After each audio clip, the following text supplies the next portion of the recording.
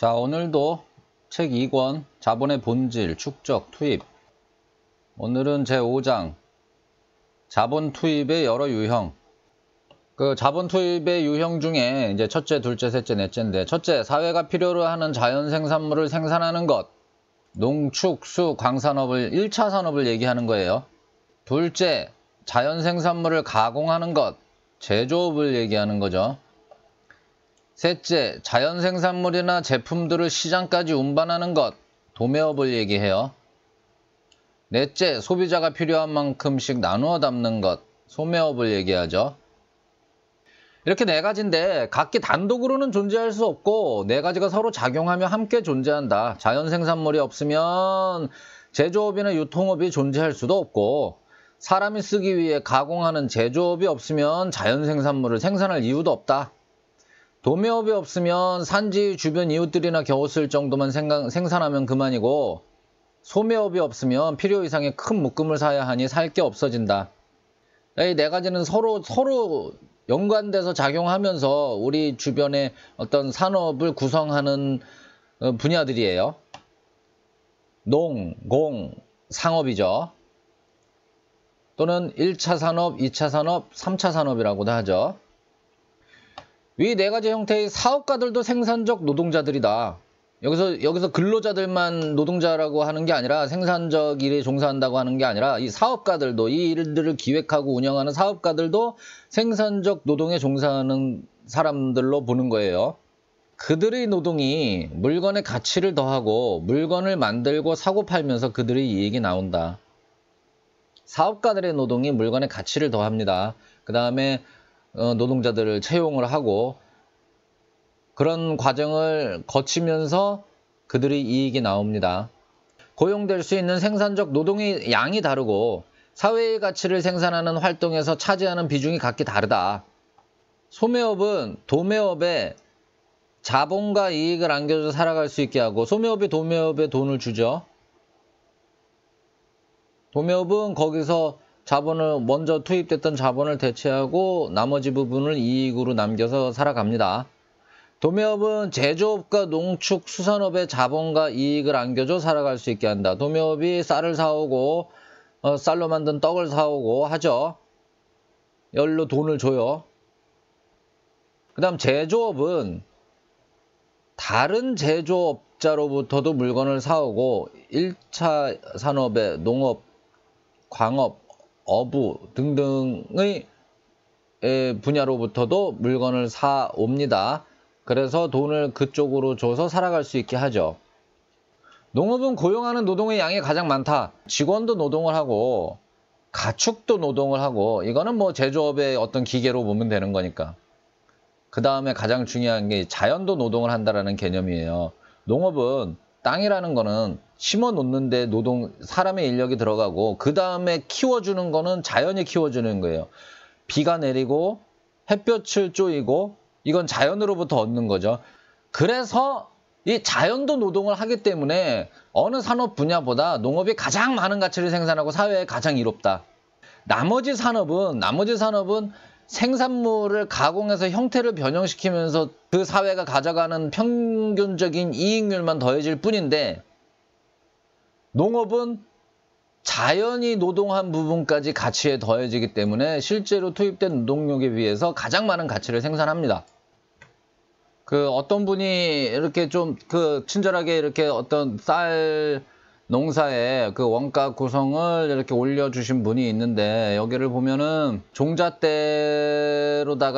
쌀을 60kg을 쓴 거죠. 지금 60kg을 심으면 총 생산량이 52.5가마가 나온대요. 80kg 기준으로. 자, 그러면 계산을 해보자고요.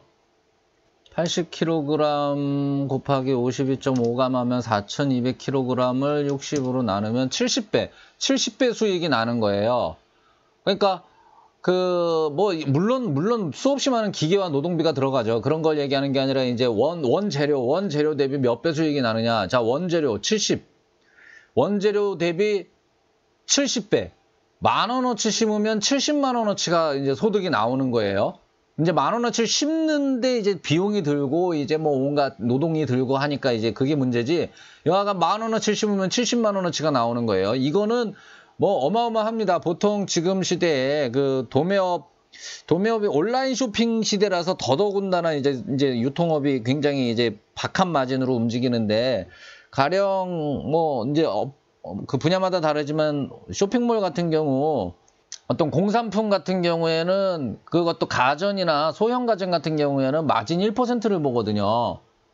1%라는 거는, 이거는 지금 70배라는 거는 그 7,000%의 수익률이라는 거고, 7,000대 1인 거예요. 1% 수익이라는 거는 7,000대 1입니다. 어마어마하죠. 그 일반 제조업이 가져가는 그런 어떤 원재료 대비 수익은 그건 뭐 업종마다 그것도 다르겠지만은 대략 한 30% 보는 게 정상이에요.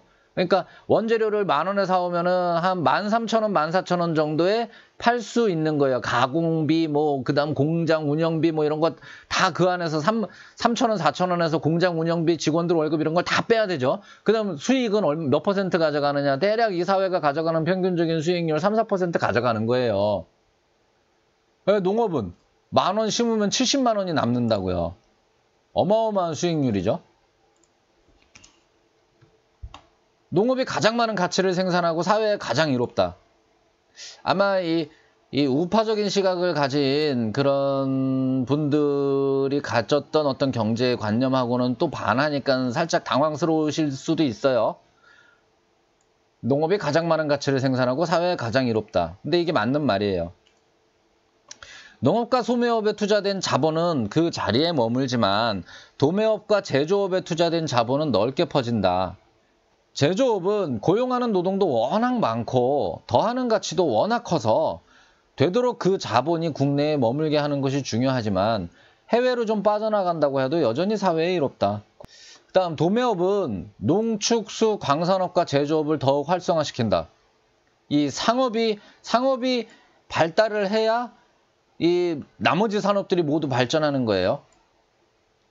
그래서 국가가 번성하기 위해서는 이 세 가지 사업 모두에 충분한 자본이 투입되어야 한다.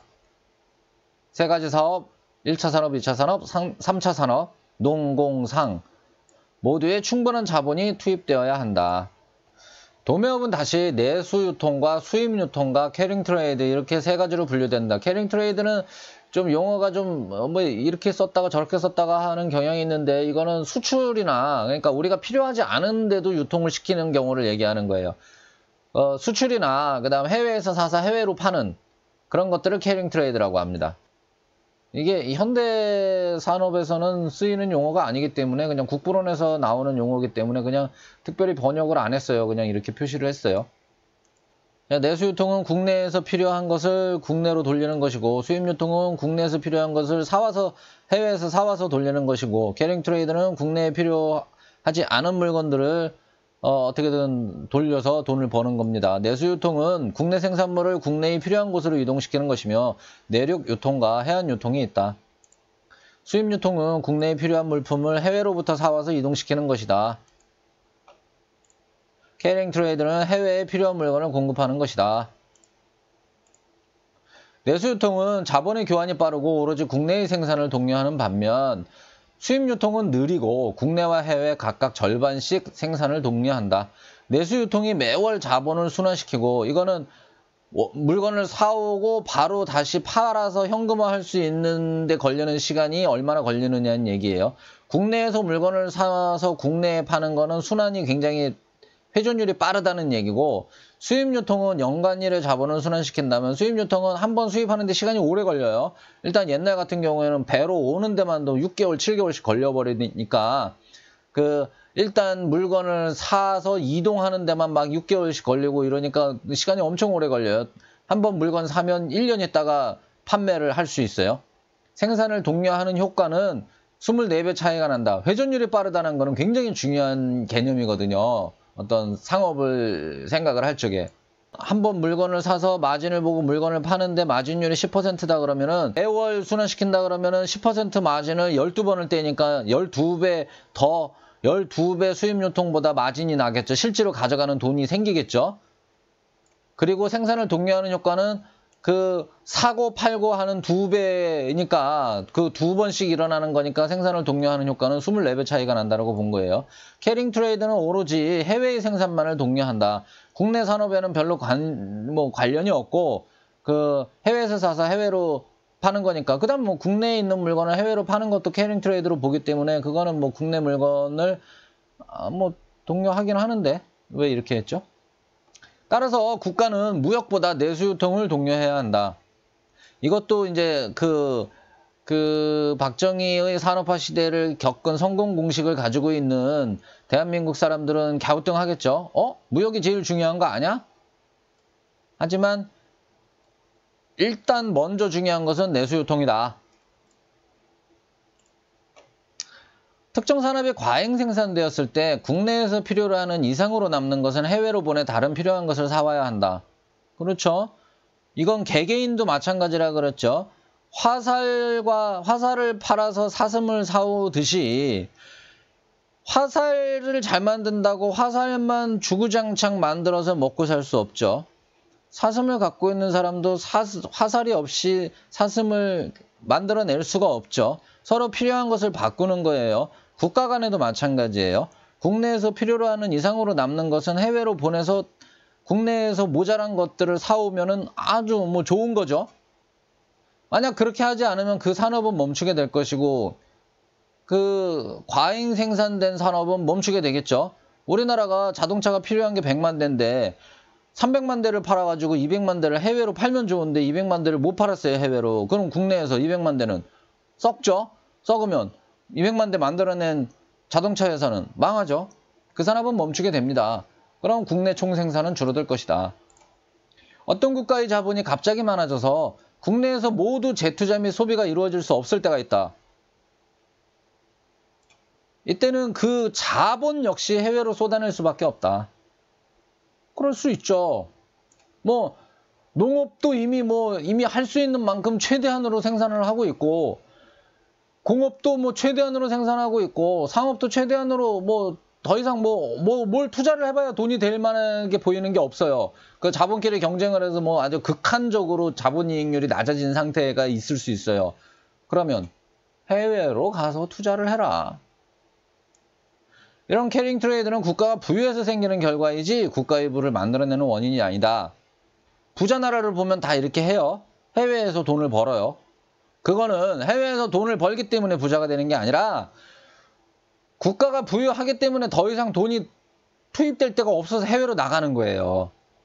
원인이 아니라 결과다. 무역을 장려하는 정치인들은 원인과 결과를 잘못 이해하는 것이다. 일단은 내수가 중요합니다. 그 다음에 거기서 더 이상 꽉 차가지고 갈 곳 없는 자본이 해외로 빠져나가는 거예요. 그게 무역이에요. 내수 유통의 규모는 각 지역의 초과 생산된 가치의 합보다 클 수 없고 수입 유통의 규모는 국내에서 초과 생산된 가치의 합보다 클 수 없다. 그러나 캐링 트레이드는 전 세계의 곳곳에서 초과 생산된 것을 대상으로 하니 그 한계는 사실상 없을 정도이고 자본의 흡수력 또한 한계가 없다. 그러니 부자 나라가 한번 캐링 트레이드의 세상으로 들어가기 시작하면 계속 잘 살게 되는 것 같더라 라는 명까지 있어요. 잘 사는 나라는 캐링 트레이드를 하더라. 캐링 트레이드를 해서 잘 사는 게 아니다. 잘 사는 나라가 캐링 트레이드를 하는 거고 잘 사는 나라가 계속 잘 살게 된다. 어떤 사업에 그래서 무엇이 수익이 나고 어쩌고 저쩌고 무엇이 이롭고 어쩌고 저쩌고를 누가 따로 생각할 것이 아니라 어떤 사업에 투자할 것인지는 오로지 돈을 가진 개인이 보기에 이익이 가장 많을 것으로 보이는 것이 된다. 이 쓰레기 같은 정치인들 제발 나서지 좀 마라. 돈을 가진 개인들이 알아서 한다. 그것이 얼마나 많은 노동을 고용할지 얼마나 많은 국내 생산에 기여할지 따위는 고려의 대상이 아니다. 고려할 필요도 없다. 저절로 따라오는 것이다. 얼마나 많은 노동을 고용할지 얼마나 많은 국내 생산에 기여할지는 따라오는 것이지 그걸 고려해서 이 투자 분야를 정해서는 안 된다. 농업이 가장 이익이 많이 나는 나라에서는 개인들도 농업에 투자할 것이고 결과적으로 가장 큰 국가적 이익을 보게 된다. 하지만 유럽 어디에도 농업이 이익이 날 것처럼 보이는 곳은 없다. 반면에 미천도 없이 장사와 제조업을 시작해 큰 돈을 벌었다는 사람들은 심심찮게 볼 수 있기에 대부분의 자본은 상업과 제조업으로 흘러간다. 어쩜 이렇게 지금 세상이랑 똑같을까요? 사람들은 뻔한 10%의 수익보다는 망하더라도 더블로 버는 사업에 투자를 해요. 하지만 유럽 대부분의 땅은 아직도 불모지로 남아있는 상태이기 때문에 농업이 자본을 끌어들일 여지는 충분히 많다. 예, 농업은 농업만 얘기하는 게 아니에요. 광업, 어업 전부 다예요. 1차 산업.